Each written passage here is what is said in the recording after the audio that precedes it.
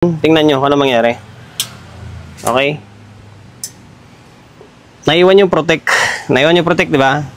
Pero goods na yan, no? Dalawa yung ilaw. Ngayon, pag sinukatan mo ng bias yan, goods yan. Mayroon lang mali na pyesa si bossing na nilagay dyan. Hindi na for today's to. For tonight's video. Okay. Kakatapos ko lang ano tawag ito? Dismantle yung mga parts na sira dito. Sa may Ace naman ito na LX10. Ayan, board ito ng Ace na LX10 sa may previous vlog natin. Okay? Board lang din dinala. Ngayon, meron pa isa akong gawain. Board lang din yung dinala. Okay, may mapangalang balong dito. Ito yung number ni bossing. LX20 naman ito. LX20, naka-protect. Ayan, pinunit ko lang yung plastic dito or tape para makita ko yung laman. Ayan, isang piraso lang siya pala. Ayan o. Isang piraso lang. Okay, shoutout kay bossing dito. Bakit board lang yung dinadala nyo? Bakit tamad kayo magbuhat ng mismong, ano tawag yan, buong katawan niya. Isim lang din naman ang sisingil ko sa inyo. Okay, teka, tanggalin muna natin. Ito, tinanggal ko na yung karton. Same pa rin yung singil ko dyan. Board man yan o buong unit yung dadalhin nyo, same pa rin yung singil ko. Kung magkano yung kontrata ko sa buong board, sa buong unit, kahit board ang ipapadala nyo, ganun pa rin yung singil ko. Baka iniisip nyo, kapag board lang pinadala nyo, ay mas makakatipid kayo dahil mura yung singil ko. Hindi. Pares pa rin yung singil ko dyan. Diba? Tapos, ang problema dyan, kapag nabuo ko ito, tapos pag dating dyan sa may unit nyo or sa may buong casing, pag salpak nyo na hindi gumana, labas na ako dyan. Labas na ako dyan kasi kita nyo naman, merong video na pinapagana ko yung board. Ibig sabihin, meron pang problema dyan.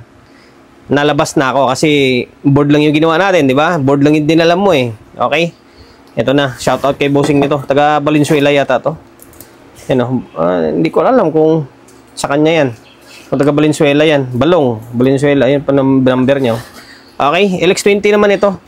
Ito, board ng LX10 naman ito. Ito, natanggal ko na yung mga parts dito. Itutuloy ko lang to sa may shop bukas.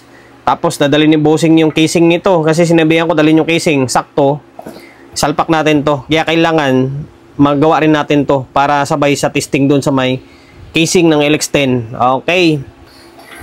Kung makikita nyo, pasensya na kayo ha. Dito ako sa may loob ng bahay namin. Dito sa may lamisita namin. Kaya for tonight's video nga ito. Same lang din ang gagawin natin dito. I-fix bias natin to. I-repair natin to kung ano dapat i-repair dito. Bahala na si bossing sa isang board na kapares nito. Basta yung ito, pagganahin lang natin. Okay? Ayan, kung makikita nyo, may repair na siya. Ayan o. Pinatungan na ng focus ka. Ayan, pinatungan na ng pang-ipit. Ayun. Ang kinaibahan ng LX20 sa LX10, yung LX20, yung stock niya is naka 4 pairs. 4 yung output. Sa may LX10 naman, 3 lang yung output nito. Although, binaklas ko na lahat ng output kasi mga sira. Ayan. Ngayon, troubleshoot natin to. Tuloy, abang kakalat tayo ng dragon seed dito. Pagpalipas oras, abang nagre-repair dito. Ngayon, binaklas ko yung mga bloke, siyempre. Yan o, dinagdag ni bossing. Kailangan baklasin yan para ma-check talaga ito ng paisa-isa kung buo. Although, buo naman ito.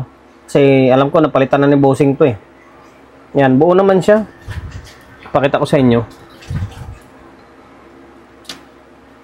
May tuyo na. Ito. Wala. Dito gagalaw talaga to kasi may nakasiris dito na 1K. Okay. Tapos dito. Wala. Okay, wala. Tapos dito. Okay, gagalaw. Wala din. Wala. Good. Mali good yung mga output. Tapos dito sa may drive, pasensya na kayo ha. Sana makita. Hingin ko natin yung ilaw. O, yan. Tapos dito, sa may 649 yata to. Yan o. Good din. Tapos dito sa may 669. O, good din. Tapos dito sa may drive niya, o, good din ito. Okay, kapares niya, good. And then itong dalawang transistor, 5401, 551. Ito madalas nasisira. And then good din, mukhang napalitan na eh. O, good din. Isa lang yung nakikita kong problema dito na hindi na dali ni bossing. Ito, short ito. Yung switching diode, lagi yan kapag magka-problema yung board na to.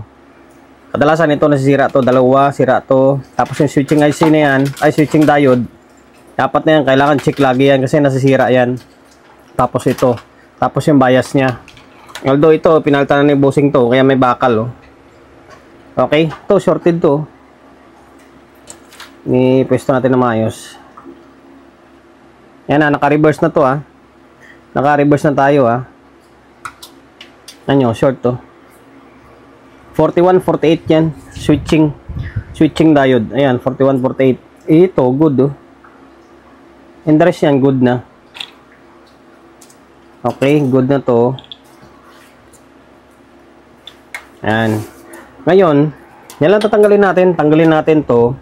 Palitan natin ng 4148 yan. Tapos ito, fixed bias natin to. Okay. Ngayon, balik natin yung mga bloke. Tapos, doon na yung continuation nito. Doon na sa may shop. Kailangan, pag nadala yung LX10, saka natin yung salang din ito. Kapag gumana na, eh, okay na yun. Dito na si bossing. Kailangan mabuo natin ito. Para isalpak natin mamaya sa may casing ng LX10. Ito na siya. Kinumpleto ko na. LX20 ito, ah. Ito, naka-fix bias na ito. 1.8 to 20. Tapos, ito, 4148. Pinalitan natin to. Okay. Dinouble check ko naman, ah. Parang wala naman ako makitang sira. Ngayon, balik ko muna ang heatsink dito. Naibalik ko na sa may heatsink. And then, take note guys, ha, wala sa usapan namin to na magdagdag ng output. Basta ang ginawa natin dito, ni-repair lang natin. And then, yun na, pero Phoenix bias ko pa rin siya. Okay, 1.8 and then to 20. Same lang din naman sa ibang proseso na ginagawa natin. Ngayon, ito na yung sinasabi ko na Ace na LX10. Kakaiba yung mukha, no? Abangan nyo. Meron naman tayo ibang vlog nito, tungkol dito. Ngayon, yung isang side, tanggalin natin to. Tanggalin natin to, tapos salang natin to. Tingnan natin kung magiging okay siya. Saktong-sakto, meron tayong pagsasalpakan. Okay, bali, naisalpak ko na dito. Papapansin nyo, LX10. Ito, LX20 to. Mas mahaba yung heatsink ng LX20. Ngayon, tingnan nyo kung ano mangyari. Okay. Naiwan yung protect. Naiwan yung protect, di ba? Pero goods na yan, no? Dalawa yung ilaw. Ngayon, pag sinukatan mo ng bias yan, goods yan. Meron lang mali na pyesa si bossing na nilagay dyan. Tignan nyo yung bias nito. Baliktad. Ito. Good yung bias niya, di ba? Good yung bias, oh. Tutunog na to. Ang problema niyan is ito. Yung thermal sensor. Sa protect ito eh. Kapag yung sensor na yan, kapag masubrahan sa init, magsasara yan. Magsasara siya, mag-short, mag-indicate ng short dito. Ang nangyari, pinalit ni bossing dyan is sira or mali. Ang nakalagay dapat dito is normally open siya. Tapos pag umuinit, saka magko-close. Ang ginawa ni bossing dito or pinalit niya is normally close, hindi siya normally open. Ngayon, tanggalin natin yan. Pakita ko sa inyo yung mangyari. Okay, bali, ito tinanggal natin, ha. Ito siya, oh. Tinanggal na. Alam ko, pinalitan nila kasi bago to eh. Pinalitan ni bossing. Ngayon, tinanggal ko, ha. Kahit wala yan, okay lang. Kaso nga lang, pag uminit siya, hindi na mag-indicate na nakaprotect. Okay, tinanggal ko siya. Tingnan nyo mangyari. Di ba, nawala. Nag-normal siya. Ngayon, meron akong pamalit. Ito siya, oh. May stock talaga ako nito kasi may pamalit ko to eh. Ito, normally open nito. Ito, normally close. Okay?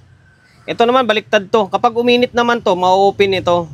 Ito naman, kapag uminit, magkuklose naman ito. Salisi sila. Ngayon, para ma-idea kayo, ah. Marami na ako nagawa nito na akala ng iba kasi, Kapag tinister nila, ay open, sira na. Na hindi yun, sensor kasi yan eh. Ito open ito. Normally open. Ayan, oh. Ayan, normally open siya. Oh, walang din, ay, wala, mali. Ito, oh, wala siyang kontak ah. Makikita nyo wala. Ito, meron to. Yan oh, naka-close siya. Oh. Di ba? Ito, naka-open. Ito yung tama, dapat open. Ito kasi naka-close agad siya eh. Ngayon, ipalit natin ito. Okay? Okay, nilagay ko na yung isa. Ito yung pinalit natin.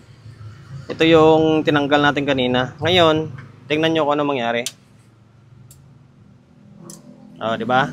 Normal na siya oh. Kailangan dyan is normally open. Magko-close lang siya kapag sobrang init yung heatsink. Magko-close yan. Ngayon, magpo-protect dito yan. Okay, may nakakabit na audio source yan. And then, may speaker na nakakabit. Sabay kasi ginawa ko rin itong LX10 na to eh. Ayun, naka-play na yung cellphone natin. May channel 1 pala dito na side yan. Ito siya. Magana na, di ba? Ito yan ha, dito yan.